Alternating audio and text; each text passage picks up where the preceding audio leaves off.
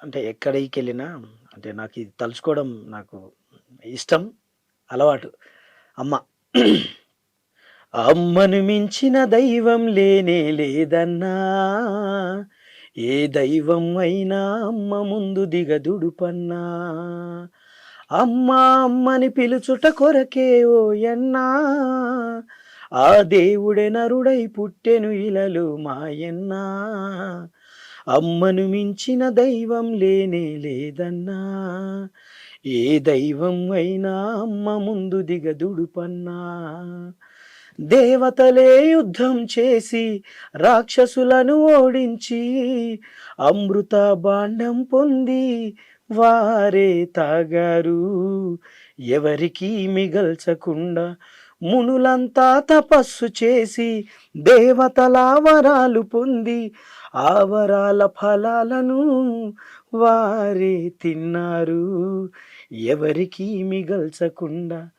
కానీ అమ్మ లాంటిది కాదన్నా, అనురాగాల మూటన్నా, కమ్మని చెలిమిని పంచేటి తరగని మమతల కోటన్నా.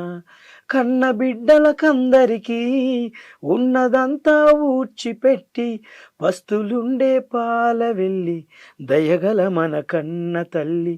అమ్మను మించిన దైవం లేనే లేదన్నా, ఏ దైవం అయినా అమ్మ ముందు దిగదుడు పన్నా.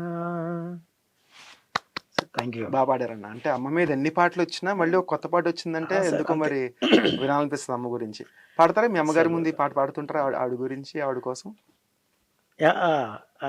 రెగ్యులర్గా మా విలేజ్లో ఏ ప్రోగ్రామ్ అయినా కూడా ఖచ్చితంగా నేను ఫస్ట్ ఒక అమ్మ పాట, సో మా పల్లె పాట ఇవి పాడిన తర్వాత జానపదం ఏదైనా సొంతం పాడేది. సో అది అలవాటైంది మా విలేజ్లో. సో ఖచ్చితంగా నేను ఏదైనా ప్రోగ్రామ్ చేస్తున్నా అంటే మా అమ్మ వాళ్ళు కానీ మా నానమ్మ వీళ్ళందరూ వచ్చి ముందే ఫస్ట్ కూర్చునేది. ఓకే. సో అంతే, ఇక వాళ్ళ ముందు పాడడం నిజంగా చాలా హ్యాపీ అనిపించేది. పాడిన చాలాసార్లు. ఓకే అన్న, వెరీ గుడ్.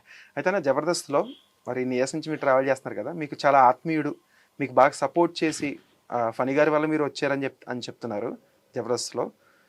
ఇంత ఇంత టైం ఈ ట్రావెల్లో మీకు ఇంకా ఆత్మీయులు మిమ్మల్ని బాగా ఎంకరేజ్ చేసి, ఎందుకంటే జబర్దస్త్ లాంటి ప్లాట్ఫామ్లో మీరు ఇన్ని రోజులు పర్ఫామ్ చేయాలంటే చాలా ఆటుపోట్లు ఎదుర్కోవాల్సిన పరిస్థితి కదా. ఎస్, అవును కదా. మరి అన్నీ ఎలా ఫేస్ చేశారు? మీకు ఎవరు వెనక నుండి మీకు సపోర్ట్ చేశారు? అయితే ఇక్కడ ఒకటి గమనించాలన్న, జబర్దస్త్లో అంత వెనక ఉన్నట్టే సపోర్ట్ చేసినట్టే ఉంటుంది, కానీ సపోర్ట్ ఏముండదు. అంతే. ఏమో అంత అంత సపోర్ట్ ఉందేమో, అసలు నాకు అంతమంది సపోర్ట్ ఉన్నారేమో కానీ అన్నట్టే అనిపిస్తుంది. కానీ సపోర్టు ఎందుకంటే మనకు ఒక అది వచ్చినప్పుడు నాకు టీం లీడర్లు కొంతమంది నాకు సపోర్ట్ చేశారు. కానీ నేను అనుకున్నంతగా సంస్థలో కానీ ఎందుకో నాకు తర్వాత సపోర్ట్ చేయలే. ఎందుకంటే నేను ఒక ఇబ్బందిగా ఫీల్ అయ్యి, ఒక ఆరోగ్యపరంగా ఇబ్బందిగా ఫీల్ అయ్యి నేను తర్వాత నెక్స్ట్ వెళ్ళినప్పుడు నా మీద చాలా కుట్రలు జరిగినాయి. ఓకే. అంటే చాలాసార్లు ఈ డిస్కషన్స్ వింటూ ఉంటాం బేసిక్గా. అవును, అది ఎంత నిజం నాకు తెలియదు కానీ అంటే మీతో మాట్లాడుకుంటే దాంట్లో చేశారు కాబట్టి మనస్ఫూర్తిగా కొంతమంది. సో అరే వీడు ఉంటే బాగుండు అనుకున్న వాళ్ళు కొంతమంది ఉన్నారు.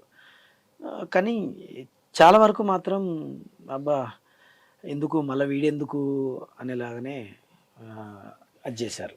అంటే ఎందుకంటారు అంటే అన్ని ఇయర్స్ కలిసి ట్రావెల్ చేసి మీకు ఒక సర్కిల్ ఏర్పడిన తర్వాత, ఒక టీం ఏర్పడిన తర్వాత మీరు లేకపోతే బాగుండు అనుకోవాల్సిన అంత అవసరం ఉంది. ఎందుకంత అలా ఎందుకు థింక్ చేస్తారంటారు? అంటే వీళ్ళు థింక్ చేయడం పక్కన పెడితే అలా థింక్ చేసేలాగా చేశారు. ఓకే. వీళ్ళు అసలు ఆ ఫీలింగ్ ఉంటుందా ఉండదా తెలియదు. అంటే ఆ భయం వీళ్ళలో క్రియేట్ చేశారు. నేను ఒకవేళ వీటికి సపోర్ట్ చేస్తే నాది ఉంటుందా ఉండదా, నేను ఉంటానా ఉండనా, ఎలా ఎందుకులే మనకు అనే అది అది వచ్చేలాగా చేశారు. అందుకే ఇంకా ఏం అనిపించింది తర్వాత చాలా ఫీల్ అయ్యా. సో మేమంతా కలిసి ఉండేవాళ్ళము, అంటే మాకు మధ్యనే ఇలాంటి ఫీలింగ్స్ వచ్చేలాగా చేశారంటే చాలా ఫీల్ అయ్యింది. ఓకే. అంటే అంటే మేము బేసిక్‌గా వింటూ ఉంటాము. అంటే ఈ సర్కిల్ ఉన్నాం కాబట్టి, ఇండస్ట్రీలో ఉన్నాం కాబట్టి కొన్ని మాటలు వింటూ ఉంటాం బేసిక్‌గా. ఎంతవరకు నిజమో నాకు తెలీదు. అంటే జబర్దస్త్‌లో మీరు ట్రావెల్ చేయాలంటే భజన చేయాలి, లేకపోతే కొన్ని సాక్రిఫైస్ చేయాలి, తలదించుకొని ఉండాలి. కొన్ని కొన్ని ఇలాంటివి విన్నాం అనమాట. మీరంటే మీరు కాదు, చాలామంది ఆర్టిస్టులు కావచ్చు. అది నిజంగా వాస్తవం అంటారా? వాస్తవం అండి, ఖచ్చితంగా అండి. మీరు ఎప్పుడైనా ఫేస్ చేసారా అలాంటిది? జరిగింది అంటే నేను అంతవరకు నేను చేయలే.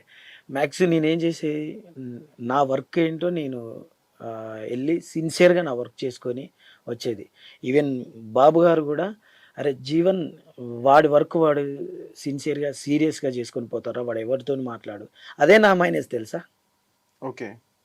నేను ఎవరితోని ఎక్కువగా మాట్లాడకపోవడం, ఎవరితోని ఎక్కువ అంటే నేను ఎక్కువ థింక్ చేస్తూనే ఉంటా. అంటే బ్యాడ్‌గా ఏం గాదు. అంటే ఎలా ఇంకేం జేస్తే బావుంటది? ఇంకేం జేస్తే బావుంటది? సో, నేను అలా అని థింక్ చేసే నేను ఎవరితో ఎక్కువగా అంటే అవసరం ఉన్నప్పుడు మాట్లాడేది. అంతగా ఎక్కువ మాట్లాడపోయేది. అదే నాకు అయింది. వీడు ఎవరితోని మాట్లాడు, వీనికి ఎక్కువ ఇగో గావచ్చు. చాలామంది అనుకున్నారు తెలుసా? అది అంటే మీరే కదా చాలా మంది ఇది ఫేస్ చేస్తూ ఉంటారు. అంటే ఆ! మనం అంటే మనం వీడిని ఎవడు వీడు ఎవడి దగ్గరికొచ్చి ఇట్లా అన్నాడు, వీడు పొగడడు, ప్రేస్ వీడు అది చేయడు. చేయడు. హ్మ్. అంటే అవును. ఇప్పుడు అంటే నాకు అసలది గుర్తుకు రాదు ఫస్ట్ ఆఫ్ ఆల్. నేను ఓకే. నాకు ఒక అవకాశం వచ్చింది. దాన్ని నిలబెట్టుకోవడం కోసం నేను స్కిట్ ఎలా బాగా చేయాలని చెప్పేసని ప్రయత్నం చేస్తా గానీ, నేనెందుకు ఎళ్లి భజన చేసి బాలేకున్నా కూడా జనాలు ఖచ్చితంగా చెప్తారు సార్. ఇప్పుడు కామెంట్స్‌లో చూస్తే వాళ్ళకు జడ్జ్‌మెంట్ తెలిసిపోతది. తెలిసిపోతది జనాలకి. ఈజీగా తెలిసిపోతది.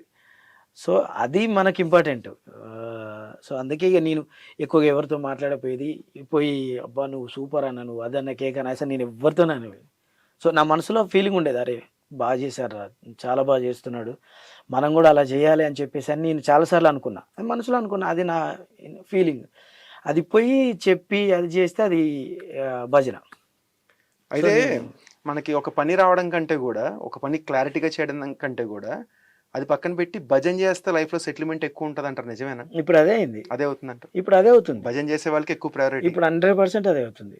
మన పని మనం చేసుకుంటే అది ఇగోగా తీసుకెళ్తున్నారు. తీసుకెళ్తున్నారు. యెస్.